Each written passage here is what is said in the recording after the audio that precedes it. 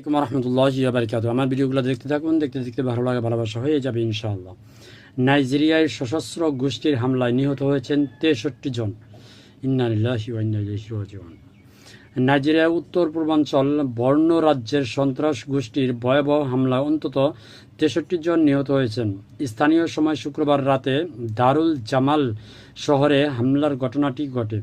শহরটিতে Nigeria Cameroon সীমান্তে একটি সামরিক ঘাঁটি অবস্থিত। স্থানীয় সূত্র জানিয়েছে, নিহতদের মধ্যে সাধারণ মানুষের পাশাপাশি সেনা সদস্যরাও রয়েছেন। এ ঘটনায় নাইজেরিয়ার সেনাবাহিনীর 5 সদস্য নিহত হয়েছেন বলে নিশ্চিত করেছেন কর্তৃপক্ষ। নাইজেরিয়া গত কয়েক বছর ধরে আভ্যন্তরীণভাবে ব্যস্তচ্যুত ব্যক্তিদের আশ্রয় শিবিরগুলো বন্ধ করে নিজেদের গ্রামে ফেরত পাঠানোর চেষ্টা করা হয়েছিল। তবে সাম্প্রতিক এই হামলায় গত কয়েক বছরে সেই উদ্যোগকে প্রশ্নবিদ্ধ করেছে। বর্নো রাজ্যের গভর্নর বাগা গানা জুলুম সাংবাদিকদের বলেন, এটি অন্তত দুঃখজনক ব্যাপার।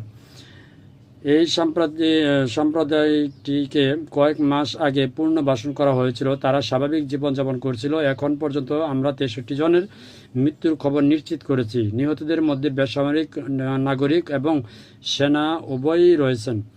2013-15 সালে জঙ্গি গোষ্ঠী বোকো হারাম বিদ্রোহের পর থেকে সশস্ত্র গোষ্ঠীর সহিংসতা কিছুটা কমেছে। তবুও প্রতিদ্বন্দ্বী Islamic state West African provision ISDWFP বিভিন্ন গোষ্ঠী উত্তর পূর্ব গ্রামের এলাকায় হামলা চালিয়ে যাচ্ছে।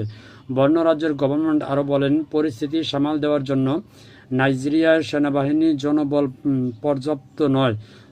তাই ফরেস্ট গার্ডস নামে পরিচিত গঠিত একটি বাহিনীকে এই অঞ্চলের নিরাপত্তা বাহিনীকে সহায়তা করতে মোতায়েন করা হবে। স্থানীয় বাসিন্দারা জানিয়েছেন, শুক্রবার রাত প্রায় 8:30টার দিকে হামলা শুরু হয়।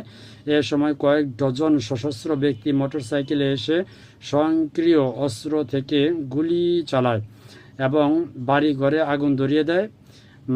মালামাল বোকার নামে একজন প্রবাসী বলেন, সশস্ত্র ব্যক্তিরা চিৎকার করতে করতে আসে, সামনে যাকে পেয়েছে সবাইকে গুলি করতে থাকে। হামলার সময় মালাম স্ত্রী ও 3 সন্তানকে নিয়ে গ্রামে পালিয়ে গিয়েছিলেন। তিনি বলেন, সকালে আমরা ফিরে এসে দেখি সব জায়গায় লাশ পড়ে রয়েছে। খবর হচ্ছে আরব নিউজ।